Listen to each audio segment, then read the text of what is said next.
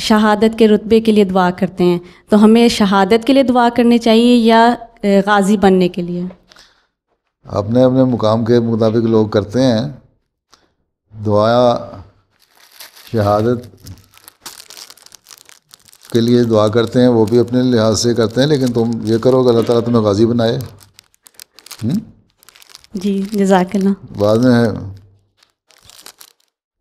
پیچھے رہنے والے ہیں ان کے لیے بعض مسائل کھڑے ہو جاتے ہیں نا، ان کا ایمان اتنا نہیں ہوتا، تو اللہ تعالیٰ سے یہ دعا کرنی چاہیے اللہ تعالیٰ ہمیں راضی ہو جائے۔ اور شہید کا تو ویسے بھی شہید صرف ایک طرح کا تو نہیں، شہید اگر مسلسل ایک آدمی دین کے لیے، اسلام کے لیے خدمت کر رہا ہے، اللہ تعالیٰ کی طرف بڑھ رہا ہے، قرآن اور وسلم کی یہ ایک ایسا